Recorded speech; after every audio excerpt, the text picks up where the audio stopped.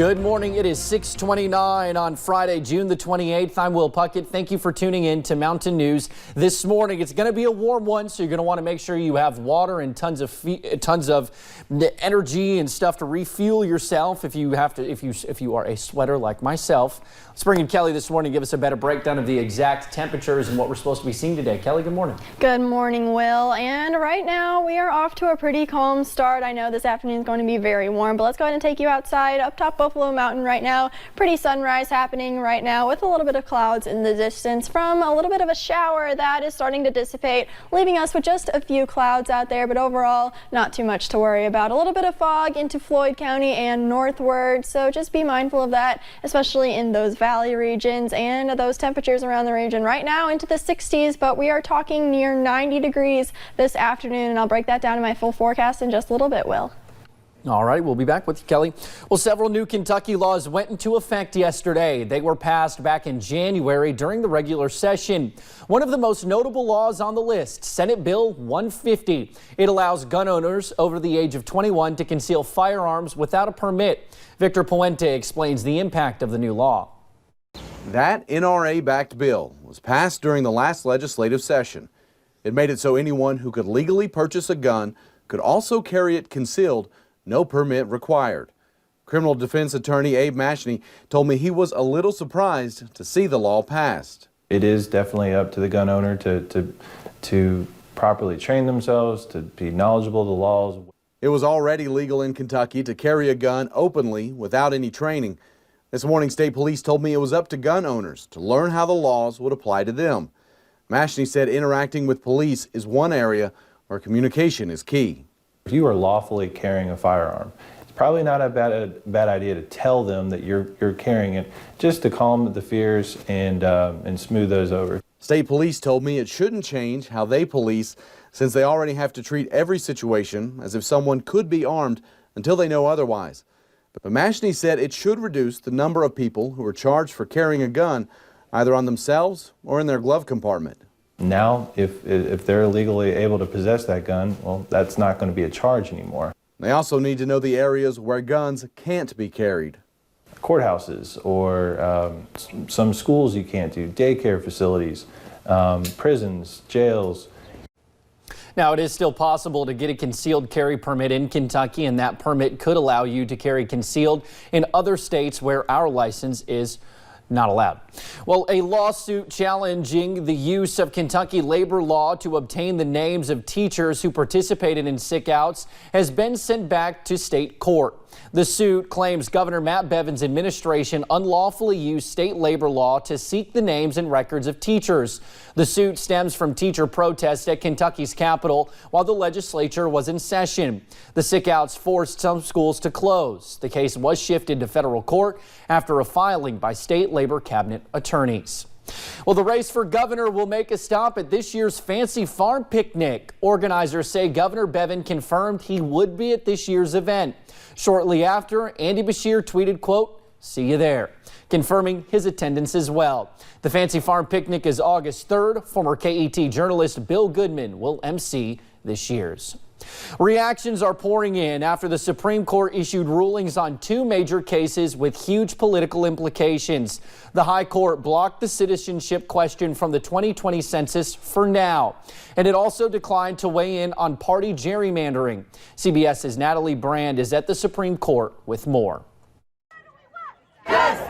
In a complicated ruling, the Supreme Court has blocked the citizenship question from the 2020 census for now. The High Court is sending the issue back to the Commerce Department for technical reasons, saying the agency's explanation for adding the question was inadequate. The justices heard 80 minutes of arguments on the case in April. Administration lawyers called the citizenship question reasonable, even though it has not been a part of the survey since 1950. The government arguing it needed the citizenship information to enforce the Voting Rights Act. Three lower courts sided with opponents of the citizenship question. They argued millions of people would not respond to the census out of fear the question will be used against them. The lack of responses could affect how federal money is allocated and could determine how many representatives each state gets in Congress and could eventually give Republicans a bigger electoral advantage. In another decision announced today, the justices ruled 5-4 that the longtime practice of partisan gerrymandering should not be decided by federal courts. Lower courts had found that congressional district maps drawn in Maryland and North Carolina went too far in benefiting one political party over the other. Critics say the ruling may embolden more states to engage in partisan redrawing of district maps. The High Court has previously ruled states cannot redraw districts to disadvantage racial minorities. Natalie Brand, CBS News, the Supreme Court. Now, the Department of Justice issued a statement on the census ruling saying we are disappointed by the Supreme Court's decision. The Department of Justice will continue to defend this administration's lawful exercises of executive power.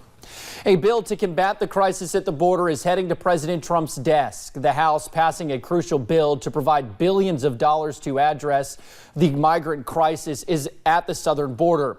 But it wasn't their bill. Instead, it was a Senate version, one that overwhelmingly passed 84-8, and one that House members didn't negotiate. Out of the 102 noes to the bill on the House side, 95 of them were Democrats.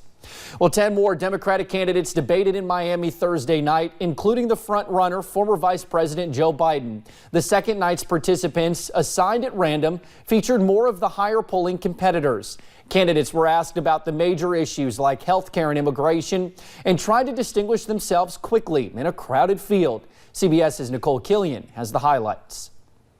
The matchup in Miami featured career statesmen, women senators, political outsiders, and relative newcomers. Candidates were asked about health care. And we have got to pass a Medicare for all single-payer system. Your step to single payer is so short. I would make it an earned benefit, just like Social Security. We need to get to universal health care. I believe the way to do that is by finishing the work we started with Obamacare. Some of the lesser-known candidates look to make inroads against the frontrunner, former Vice President Joe Biden. Joe Biden was right when he said it was time to pass the torch to a new generation of Americans 32 years ago.